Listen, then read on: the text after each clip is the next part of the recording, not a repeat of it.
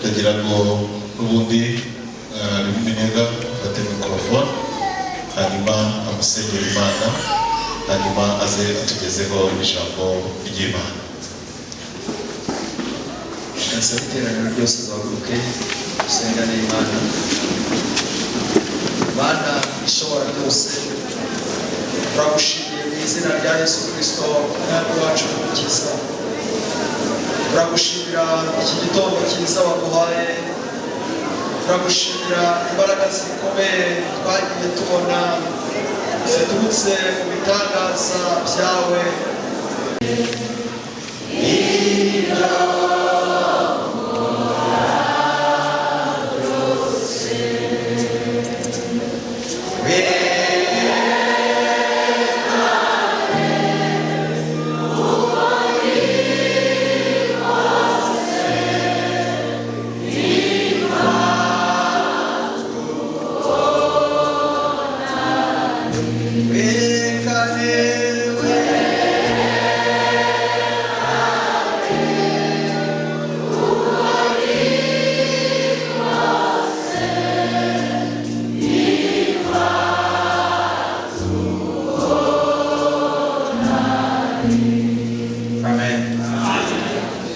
Dusangire ijambo ry'Imana.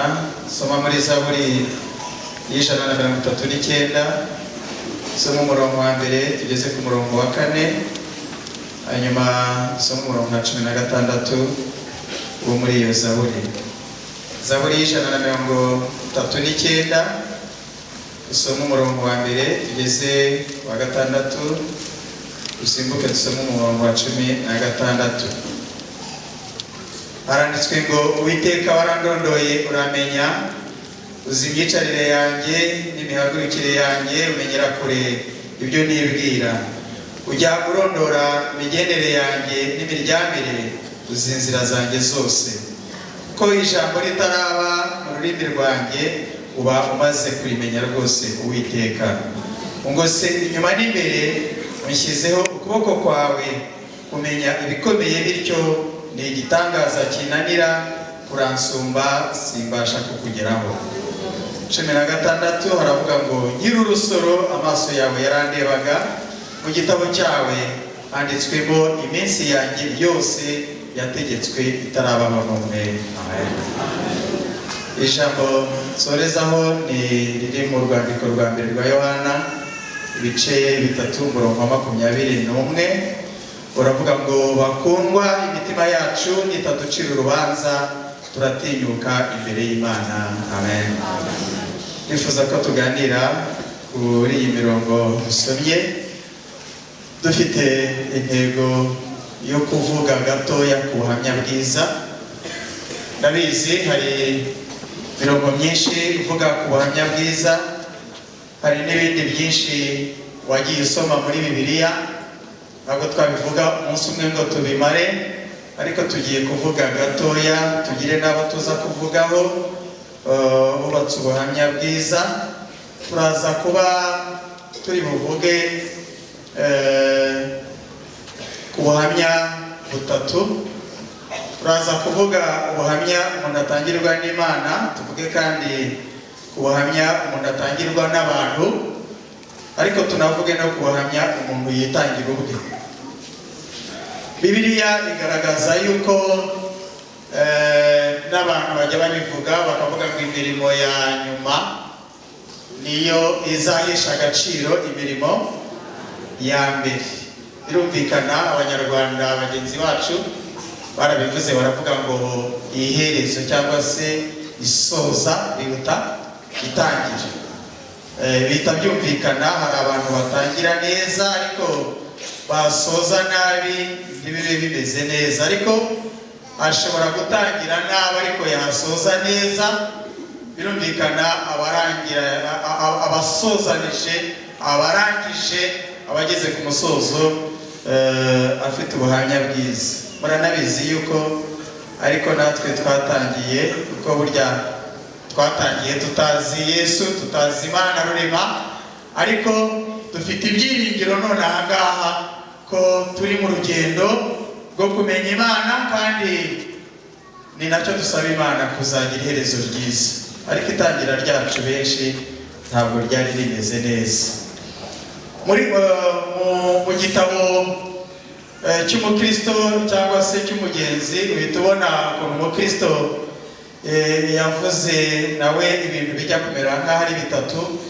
Ajya guhaguruka yaravuze ngo yabimenye yuko umudugudu arimo cyangwa se atuyemo witwaga Rimbukiro, abona ko aramutse ahagumye cya mbere yarabibonye, abona yuko aho ari atari heza, amaze guhishurirwa n'Imana mu gitabo yarasomye. Hanyuma akora icya kabiri cyitwa gusiga abe ndetse n'uwo mudugudu ariruka. Hanyuma icya gatatu yavugaga ko arimo agana mu rurembo Siyoni. Rero turaza kureba ibyo bintu. Iri jambo dusomye ni Zaburi ya Dawidi. Yabonye ukuntu amaso y'Uwiteka amureba, hanyuma bituma avuga aya magambo. Iyi Zaburi nayongerereye irindi zina, aya magambo nayise ngo uranzi wese. Uranzi wese. Avuga amagambo atandatu, aravuga ngo Imana izi ibyo ntekereza. Gutekereza biva mu bwonko no mu mutima, bifite ukuntu bikorana, umuntu agatekereza. Aravuga ngo Imana irabizi. Icya kabiri, izi ibyicarire n'imihagurukire yanjye. Avuga icya gatatu, kumenyera kuri byo nibwira. Mbese no kwibwira kwacu. Bibiliya iravuga ngo hari abantu bibwira, ariko kwibwira ngo kwabo mu gihe cya Nowa ngo bari bafite kwibwira kubi. Imana izi n'ibyo twibwira, dukwiriye no kubigenzura tukibwira neza. Hanyuma aravuga icya kane ngo iyo nteye intambwe urabimenya, niyo ngiye muri shambure kuryama ubu ndeba, yewe ibintu byanyu bikurikiranira hafi, inzira nyuramo zose urazizi, ntaho naguhisha.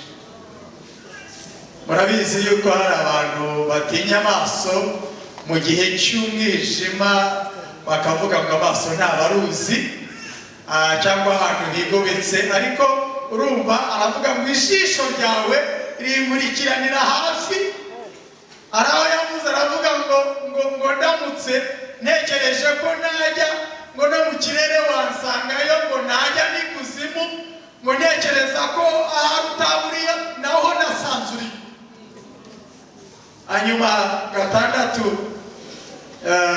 aravuga ngo si imbere n'inyuma. Narabisomye nsanga arimo kuntangapanga, ntabwo nshobora aho nakwerekera hose nahamusanga. Noneho aravuga ngo si imbere n'inyuma, ngo kandi ushyizeho ukuboko kwawe. Imana ishimwe cyane. Nabonye yuko ibi bintu kubigira ni na siranse. Umukiranutsi aravuga ngo ubwo ngoswe imbere n'inyuma, ubwo azi imyicarire yanjye n'imigendere yanjye n'imivugire yanjye n'imitekerereze yanjye, agahita yicara akegamira akavuga ngo Imana ubwizi uburyo bwose ntacyo uzaba. Ibyo ku mukiranutsi na siranse ni iminite, ni ubudahangarwa. Aba yumva hari imbaraga zimuproteje, yumva arinzwe uburyo buteye ubwoba. Ariko umuntu utari umukiranutsi we, iri jisho ry'Uwiteka rimumereye nk'amaneko. Urumva aho agiye hose azi ko yaryigobeka, azi ko agiye kwikorera ibyo ashaka, akwiriye kugendana ubwoba, kubera yuko iri jisho rimeze nka koremani, itara. Koremani ni itara rikunda gukoreshwa n'abarobyi mu kiyaga kugira ngo rimurike, hanyuma bazi uko babigenza kugira ngo amafi aho. Rikwiriye kumubera ikintu kimutera ubwoba, akavuga ngo ntaho narihungira, nshatse nagaruka muri sisiteme y'Imana, kuko ijisho ry'Imana n'ubundi riri kundeba, rimurikiranira hafi. Murabizi yuko kenshi tujya dukunda nyine, hari ibyo dukora turagagujwe tukavuga ngo reka turebe niba nta muntu tureba, hari n'ibyo tubanza kureba niba ntawe uri kutwumva kugira ngo tubivuge, ibisa nk'ibyo ngibyo. Iri jisho rero uyu muntu ntabwo we rimureba nk'ibisanzwe ngo abyishimira, ahubwo rimukurikirana ariko rimeze nk'umupolisi cyangwa se nk'amaneko umugendaho. Iki cyiciro cya mbere cy'uyu muntu ahangaha nise nyine ngo uranzi wese, we yumva agenda intambwe ku yindi ari kumwe n'Imana. Yararangije aravuga ku murongo wa 6 muri iyi Zaburi ya Dawidi, aravuga ngo kuba Imana inzi kuri iki kigero, aravuga ngo ni igitangaza kinanira.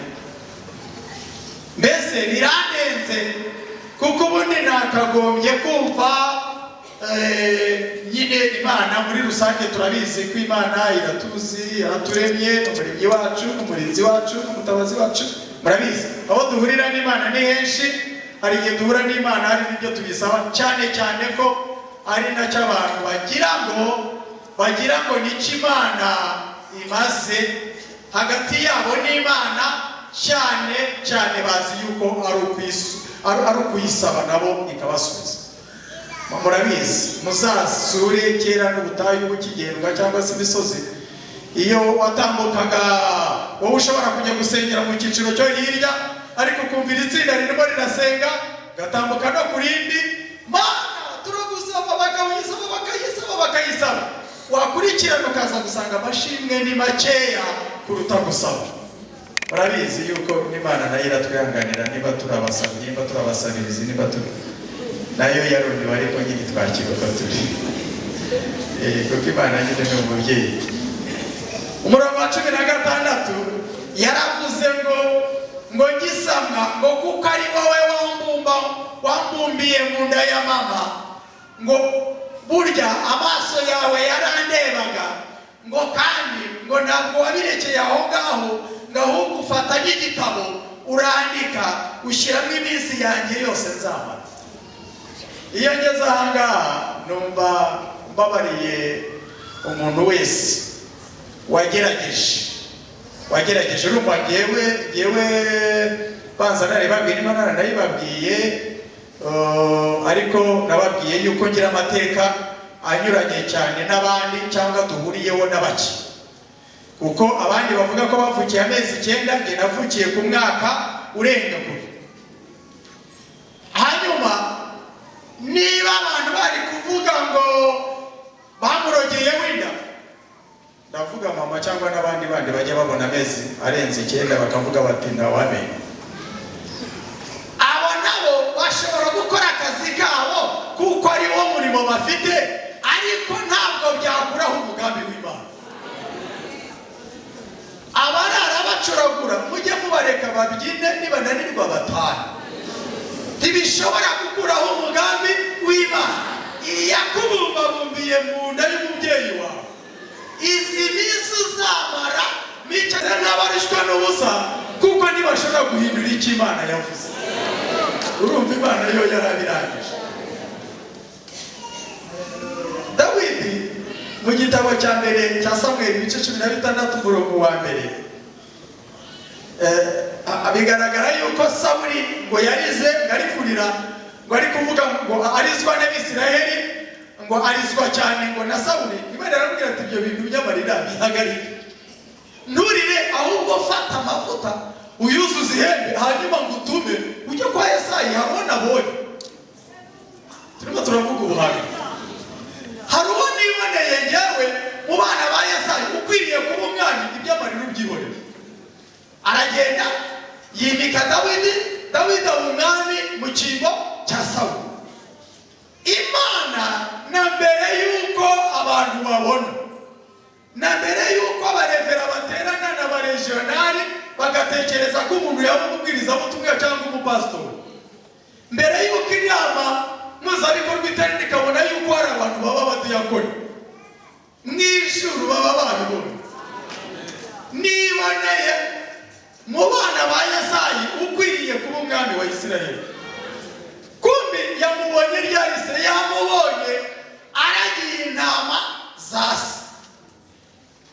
akabona ishyaka afite idubije, akavuga ngo nubwo umukumbi intama zirenze imwe ntabwo nihangana ngo iyi ntama, uyu mwana w'intama agende ngo mbari zisigaye, ngo agahita avuduka, niko Bibiliya ivuga, ngo akayifutagura, akarwana n'idubu, akarwana n'intare, agakura umwana w'intama mu menyo y'intare kandi adakomeretse. Ibyo byo byarangiwe nyine, nanjye n'igitakaza kinanira uburyo ifatisha amajanja. Intare n'idubu ni inyamaswa mbi cyane. Hanyuma urumva gufata n'amajanja y'amaboko yayo kuko igira ay'inyuma n'ay'imbere, gufata gutya no mu menyo. Ariko ndebera ukuntu Dawidi akuye umwana w'intama muri ayo majanja no mu menyo ari muzima. Nanjye n'igitakaza kinanira. Ariko niko Bibiliya ivuga ngo noneho ngo Imana imurebera hariya ku ikosi, avuga ngo uyu nguyu nimushinga ubwoko bwanjye azabuvuganira, azaburwanirira. Imana yarebaga ko azarwana intambara z'Uwiteka kandi akanesha. Niko byagenze kuri Dawidi, amateka ye murayazi. Ariko narishatse kuvuga iri jambo ko duhereye ku muhamya, Imana itangira umuntu iravuga ngo niboneye hirya iyo mu ishyamba iyo, ariko ngewe ijisho ryanjye ryazengurutse rirokariza, riviza, rireba umuntu mu bana ba Yesayi, namwiboneye rwuzuza ihemba amavuta, jyayo umwimike kuko nge namwiboneye. Imana izakwibonera, Imana izakwibonera. Aho uri mu muryango w'iwanyu, aho uri mu kazi, aho uri aho ngaho, Imana ijya ikwibonera. Imana ishimwe. Nasomye mu Bami ba mbere ibice 19, nsanga Eliya, muramuzi amakuru ye. Eliya yishe abahanuzi ba Bayali n'Abashera 850, aca agasuzuguro mu Isiraheli. Ariko ngo umunsi umwe Yezebeli aravuga ati ninde wabishe? Ati ni Eliya. Sinari mpari, ariko ninamuhanya nawe ngo mwice, muhanye n'abahanuzi banjye ba Bayali yishe, Imana zizabimara ndetse bikabije. Ngo Eliya agira ubwoba, ngo ku rwego atinya umuntu umwe witwa umugore Yezebeli, kandi yishe 850. Avuga ijambo yavuze ngo abahanuzi bose bapfuye, kandi we yishe ababayali. Muri kunyumva neza? Yari yishe ababayali n'Abashera, ariko ubwoba butumye avuga yuko abahanuzi bose ahabona Yezebeli barishe n'igisigaye. Kandi noneho si ibyo gusa, nanjye ndagenzwa ngo mpfe. Ngo rero igisigaye ni uko n'ubundi nanjye Imana yanyicyurira karangiza urugendo rwa hano mu isi. Imana yamutangarije itangazo nakunze cyane. Imana yaramubwiye ngo umva Eliya, ntabwo abahanuzi bose bapfuye, ngewe nifitiye ububiko nzaho bari 7,000. Nasomye musobanuro bavuga ngo impamvu yamubwiye ngo ko ari 7,000, umubare 7 ni umubare wuzuye w'Imana. Irimubwiye ngo ngewe uramutse uriho, uramutse utariho, ikitwa ubuhanuzi kiruzuye. Haleluya. Ubuhanuzi uruzuye. Ariko aza kumubwira kuko Imana nayo ifite ukuntu igiharezo, umukozi wayo iramubwira ngo ntacyo tegura hanyuma no kukujyana na kujyana. Nyamara niyo isi mujyana, ahubwo yamuhaye izindi mbaraga. Murabyibutse ko yamuhaye agacupa k'amazi ararya, iramubwira ngo urugendo rurakomeje. Reka mvuge ibyo gatoya, ariko mvuge ubuhamya umuntu atangirwa n'abantu. Ubwo uko sinabivuga byose, ubuhamya umuntu atangirwa n'Imana. Hanyuma nsoma inkuru zo muri Samweli wa mbere ibice 12:45. Harimo umugabo witwaga Yonatani. Navuze ngo yitwa Yonatani, ariko ntawamusoronga ngo ubone muri iyi minsi. Yitwaga Yonatani, yari umuhungu wa Sawuli, ariko akundana na Dawidi, bari kumwe mu ngabo za se cyangwa se za Isiraheli. Hanyuma ngo urukundo urukundo bakundanye ngo rwari rumeze nk'agati k'inkubirane. Hanyuma hari abavuga ngo nk'umugozi w'inyabutatu nk'agati k'inkubirane, ariko nyine bari patana karugi. Hanyuma ngo uru rukundo bari bakundanye ngo byatumye se Sawuli ngo yarazi yuko Dawidi azamusimbura. Buriya amasezerano yacu n'abantu bayazi, abantu naho bayamenya ntacyo tuzaba. Sawuli yarigerageje ngo arebe ko yaburizamo amasezerano y'Imana kuri Dawidi, kuko yari azi ko azamusimbura. Ntiyari afite n'amakuru ko yazamusimbura atakiriho. Yabikoze nk'umwami gusa arwanya Dawidi, ariko Imana yo yari izi igihe azamusimburira, kuko na Dawidi yajyaga amugeraho akamubwira ati muzehe rwose sinshobora gukora ku muntu Imana yagize gute yibikishije amavuta. Buriya byari bivuze ngo sinakwirwanirira, iyanyibikishije amavuta irahagije izarwanirira. Urumva kwirwanirira ntabwo ari sawa. Urabireka ubundi Imana yaguhamagaye irirwanirira kandi ikarwanira intambara nziza. Ntunasigarane icyasha ngo buriho igisebo, ngo buriho amaraso ushaka ikiza. Iyaguhamagaye, iyakurinda, iyageye kuvuka, iyakumva izabyikorera tugira ikibazo. Hanyuma noneho ngo ahangaha ngo amubwira amagambo kuri ubu hamwe umuntu atangirwa n'abantu. Iramubwira kuko Yonatani yajyaga amukorera akantu, aramubwira ati Dawidi ndabizi datarapfa, hari n'igihe nagerageje kukuburanira muzabisome, hanyuma ashaka kunyica nanjye arambuje, ariko njye ndabizi kandi na data arabizi, nuko abyirengagiza. Ndabizi uzaba umwami kandi njyewe ubwanjye nzagukurikira, nzakungiriza. Baba we yarazi ko azapfa mbere. Nari mfite amatsiko yo kubona ubwami bwa Dawidi na Yonatani visi perezida. Uburyo bwari kuba ari ubwami bumeze neza, umenya uko bakundanaga bakicarana n'akajisho bakanahishana, kuko ari igihe yamuhishaga bakamucira n'isere akamubwira ati muzehe yarakaye, ariko noneho nuza kubona neye hari umwambuciye aha umenye ko yarakaye cyane. Ariko nubona uraho ngaho naza kubwira uyitora watorongana imbere yo umenye ko muzehe yarakarutse ubundi uzi. Yamuciraga isiri, yaramukundaga, babanaga neza. Amubwira ibyo ngibyo nk'umutangira ubuhamya, kandi yari umwana w'umwami kera niyo wasimburaga umwami, ariko kuko bakundanaga anazi ibyo Imana yavuze kuri we, yaramubwiye ngo ngenda abizi Imana ibyo yakuvuzeho, wimikishijwe amavuta, ubuhamya bwawe ndabutanze, uzaba umwami wa Isirayeli. Ahangaha naho bihute cyane. Aha nasanze ngo mu gihe kimwe Yonatani ngo yagiye ku rugamba, ngo ariko ngo se ngo yambara efodi, ngo ajya kugisha Imana inama, ngo yigishije inama iramucecekana. Dawidi deja yari yamaze kwimikwa, ubwo Sawuli Imana yari itangiye kumucecekana, ubwo iri kuvugana nande na Dawidi.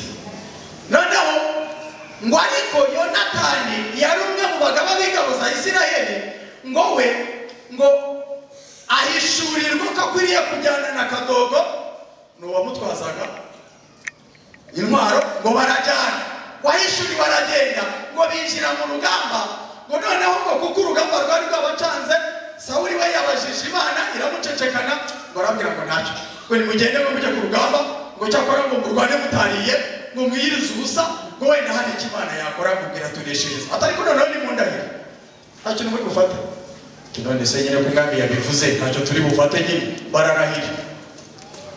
Ngo bajya ku rugamba, ngo bari ku rugamba, ngo bararwana bagwa agacuho kubera inyota n'inzara. Murabizi yuko abasirikare bajyana amazi n'utundi tuntu twabafashe. Hanyuma noneho ngo Yonatani ararwana, kuko yari afite yishurirwa, ngo niyigumira ngo munsi y'igiti. Narasomye asanga icyo giti cy'umukomamanga ngo byari ibiti ngo abami bicaragamo ngo mu cyubahiro cyabo. Noneho narasomye asanga ngo burya ngo ntabwo ari icyubahiro ngo cy'Imana yari agishakira ubwoko bw'Imana, ngo yari ameze nk'aho ari mu cyubahiro cye. ngo yicarira munsi y'icyo giti, ibyo byose akabitegekera munsi y'igiti.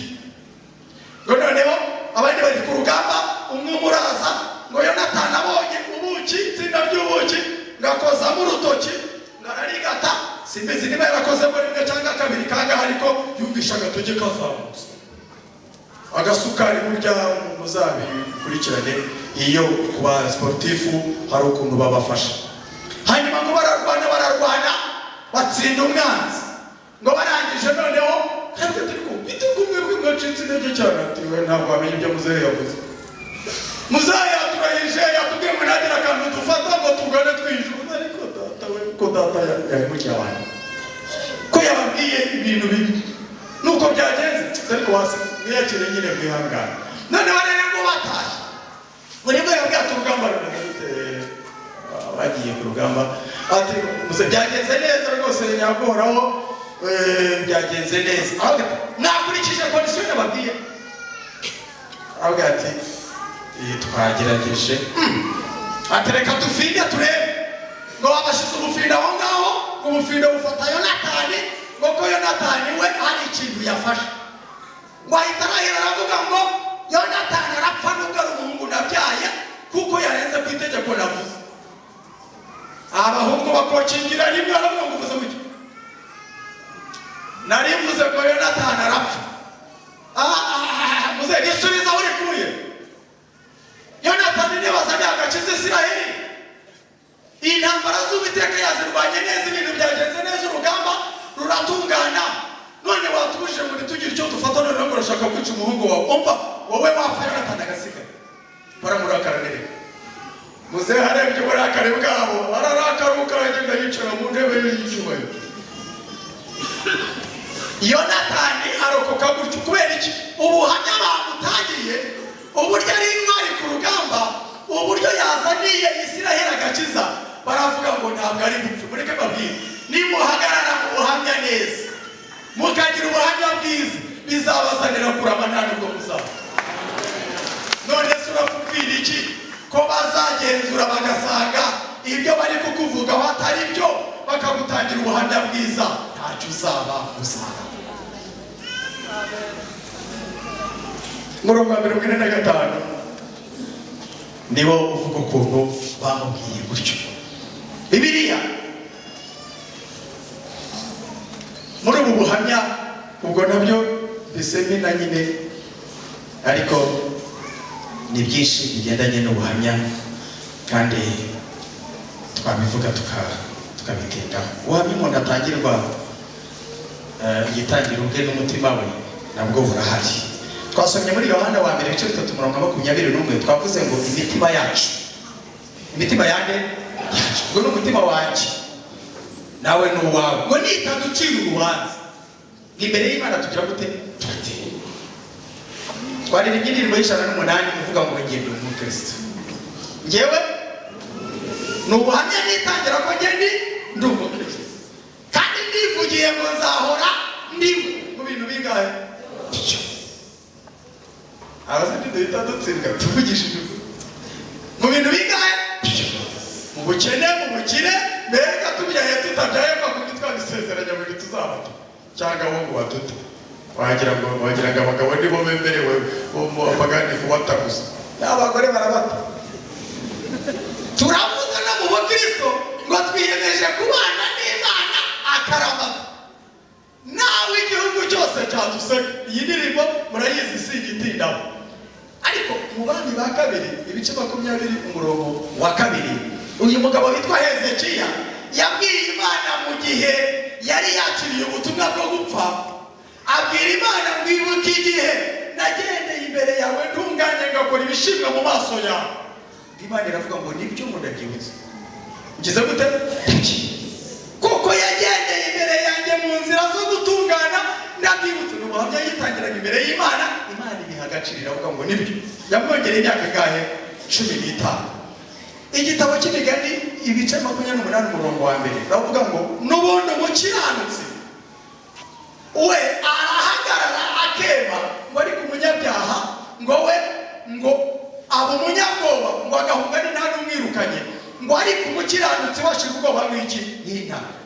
Urumva impamvu atagira ubwoba nuko nyine azi icyo yibitseho, ni umukiranutsi, nta kimutera ubwoba kuko n'icyamubeshere yahagarara yemye, ariko nta mushinga afite, nta poroje y'ibyaha ibyatuma atitangira ubuhamya, nta mpamvu ihari.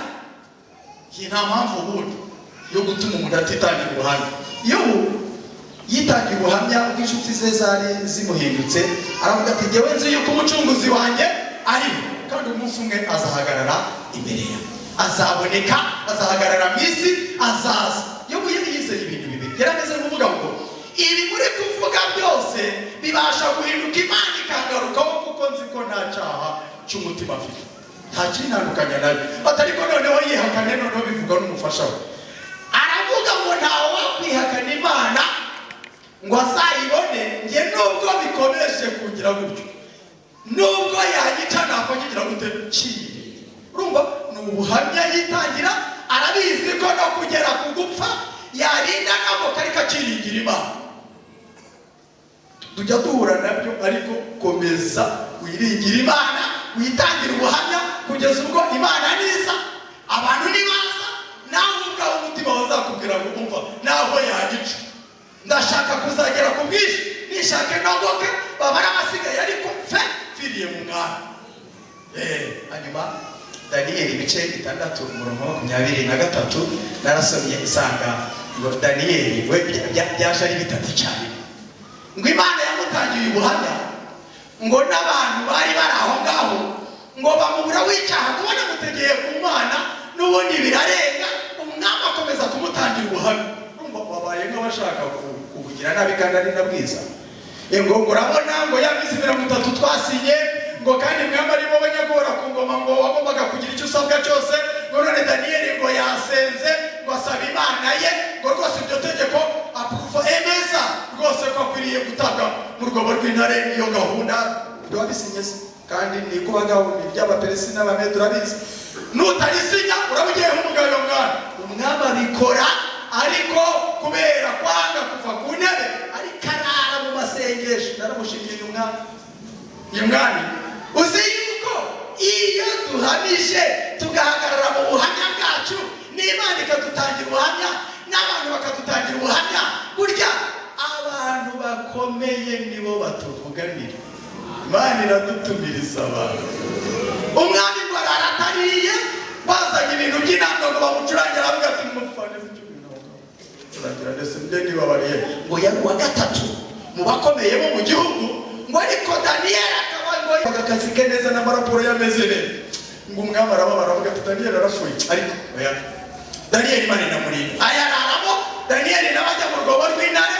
Nakunze akantu keza ukuntu Daniyeli, tugana ku musozo, Daniyeli ngo yagiye mu rwobo, ngo asanga ngo intare nkuru yahageze.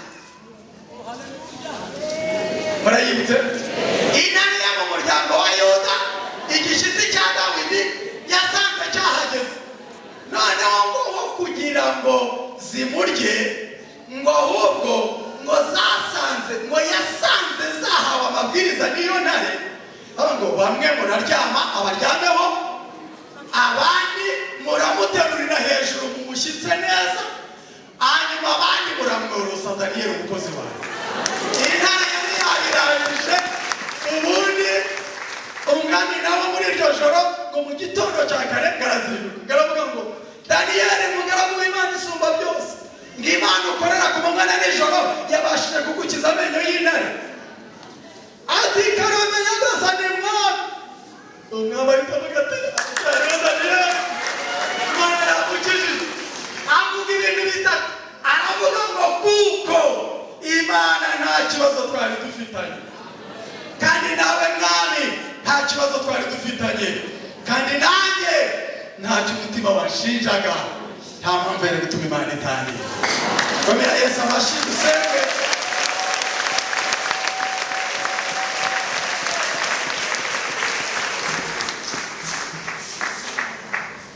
Iyo nta mutima ugucira urubanza uratinyuka.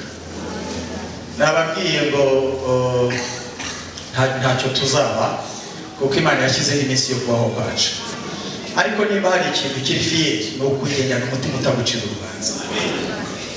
Kuko naya mvuga abantu bajya bavuga ngo naho napfa nzapfa rwageze. Wowe wumva nyine nunapfa ufite aho uzajya, hari ikibazo ufite kandi turi mu isi kukubeshyira byo bakubeshye. Umuntu abyitegure kuko mu ntambara tugomba kurwana tukiri mu isi harimo no kurengana, harimo no kubeshyera. Kugushaka w'impamvu nk'iyi bashatse kuri Daniyeli, ariko icyampa bakazashaka impamvu yo kumana yawe atasenga cyane. Bati aba buri gihe bagiye umurimo w'Imana.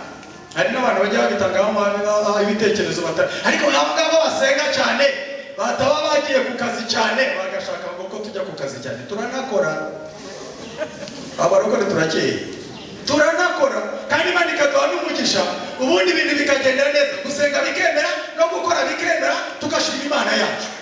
Wagize isangwa ntibyemera bajya batwaka ubuhamya bitonze we kuzajya bapfa kuvuga, ariko ubu udafite umutima ugucira iki urubanza. Ubuhamya butangirwa n'Imana iri mu ijuru ikavuga ngo ari kugenda mu ijoro, ari kugenda mu manywa, ari kugenda hagati y'abanzi n'ibimuhiga n'abarozi n'ibindi byose, ariko kubw'ubuhamya ijuru riri gutanga abantu bacaza.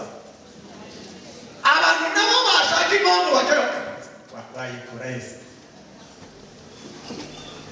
hanyuma nawe umutima bakakubwira ngo ndabizi ndi kumwe n'Imana, ntacyo umutima wanyishije. Kubera imitwe yanyu dusenga Imana, birashoboka yuko hari ubuhamya watangiwe n'Imana, umutima wawe urabikubwira ukakubwira ko Imana igutangira ubuhamya, ikakubwira yuko n'abantu bafite uko bagutangira. Cyakora niba bakubeshyira ntacyo bitwaye, ariko ndagira ngo dusenge iyi ntare y'umuryango wa Yuda, iki gishyitsi cya Dawidi, uyu Yesu uyu twakiriye akaba umwami n'umukiza w'ubugingo bwacu, niwe utuma tugira ubuhamya mbere y'Imana. Twemerwa n'Imana ari uko twakiriye Yesu, hanyuma abantu nabo bakatumenya bakatuvuga neza cyangwa se nabo, ariko ubuhamya bwo mu mitima yabo wababwira ngo muvugishe ukuri ntawe uri bubyandike, nabo babizi yuko baba batubeshyera.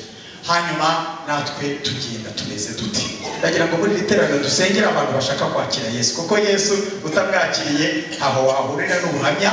Ubuhamya se wabumenye ute? Indirimbo zaririmbwe zabitubwiye, ariko ubuzima bwose tugomba kubamo abakiriye Yesu umwami n'umukiza w'ubugingo bwabo, bakihana ibyaha byabo, bakaba ibyaremwe bishya.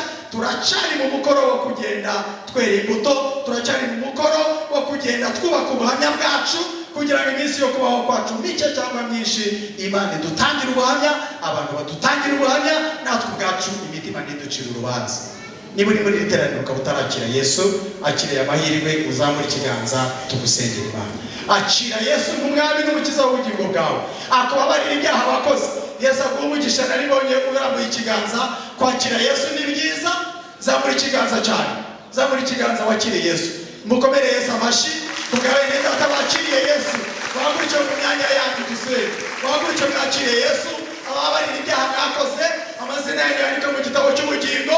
Iminsi yo kubaho kwanyu mutere intambwe muzeho, iminsi yo kubaho kwanyu Imana ibatangira ubuhamya, ivuge ngo aba ni abana banjye.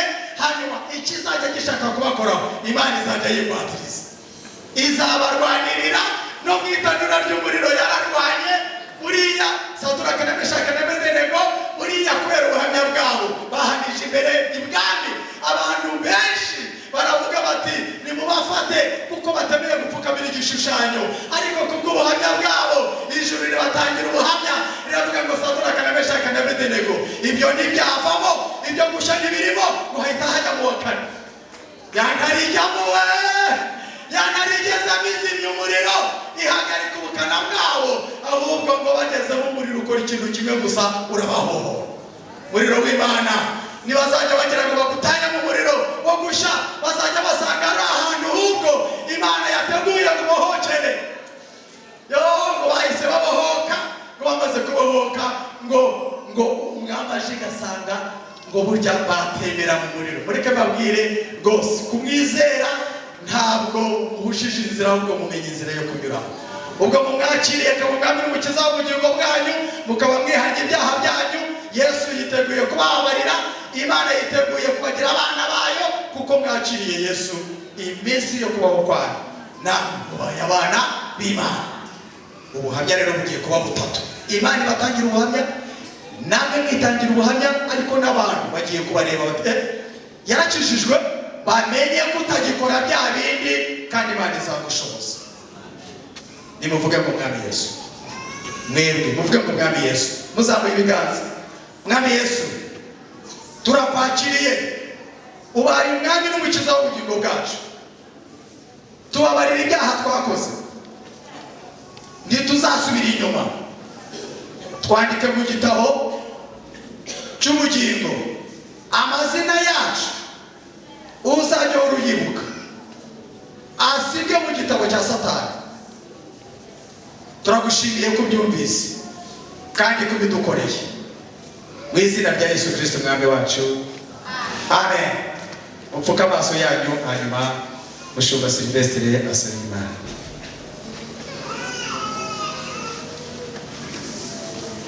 Mana nzima, Mana y'ubuntu butangaje, agushimiye ijambo ryawe rizima, ijambo ryawe rikiza, ijambo rizura, ijambo ritanga ubugingo.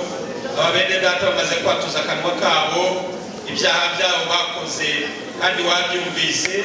Turabasengeye ngo amaraso ya Yesu abeza abatunganye, abakureho imivumo yose bari bafite, ababohora ingoyi zose zari zibariho, mu izina rya Yesu Kristo. Bandike mu gitabo cy'ubugingo ahanditse amazina y'abera, ubwo uzaza uhamagara itorero aba nabo bapfukamye amazina y'abazumvikanemo. Turabasengeye ngo bambike imbaraga Mwami Imana yacu zibashoboza gusinuka kongera gukora ibyaha ukundi. Uhereye uyu munsi bapfukamye imbere y'iteraniro ry'abera, babaye abagabo bo kuguhamya.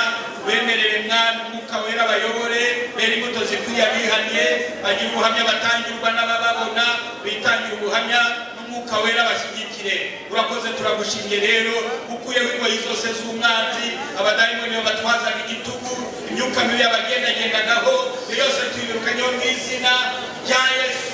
Kubw'imbaraga zo mu maraso ya Yesu yejejwe nawe. Urakoze rero, turagushimye kuko ubohoye abantu bawe kandi wahaye agakiza ku buntu. Niko dusabye Imana Data mu izina rya Yesu, amen. Nimuhaguruke kurikira uriya mushumba abagira inama akanya gatoya.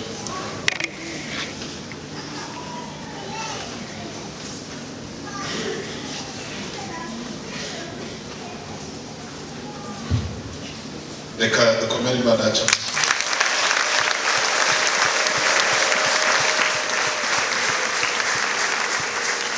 Nashimwe kandi umushumba tugire ijambo ry'Imana kugira ngo tumusabire umugisha. Imana umugisha. Worship team ni muze dufatikanye turirimbe indirimbo, tugiye gutanga amaturo na kimwe mu 10.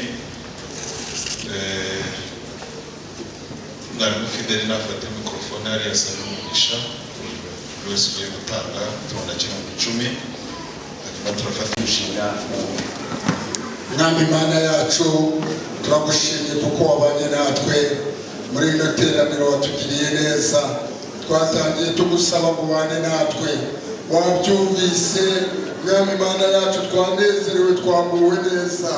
Niyo mpamvu dusenze kugira ngo amagambo yose meza, amagambo yose y'ubugingo twumviye mu nzu yawe. Mwami Imana yacu, uyakomeze kunyigiza imitima yacu. Turabizi Satani ntajya yishimira ko ijambo ryawe ryaramera muri twebwe. Niyo mpamvu dusenze kugira ngo Mana yacu udukomereze mu nzira yawe, udushorere mu nzira yo gukiranuka, uturinde Mana yacu kugira ngo dukomeze guhesha izina ryawe cyubahiro, haba aho dutuye, haba aho tugenda, haba aho dukorera imirimo. Mana yacu dufashe tugirire neza. Turasenze rero kandi kugira ngo n'abana bacu batangiye umushinga w'ubukwe kugira ngo bagirire neza. Mwami Imana yacu, uyu mushinga uzagere ku iherezo ryawo, tubona ubukwe bwabo bagifite ubuhamya bwiza, izina ryawe ryarakomeje gushyirwa hejuru. Urakoze rero mukunzi mwiza, tugushimiye ko witeguye kubana natwe no kudufasha. Ubuntu bw'Umwami wacu Yesu Kristo n'urukundo rw'Imana no gufashwa n'Umwuka Wera bikomeze kubana natwe. Ni mu izina rya Yesu tubyambaje, amen. Amahoro y'Imana agendane natwe.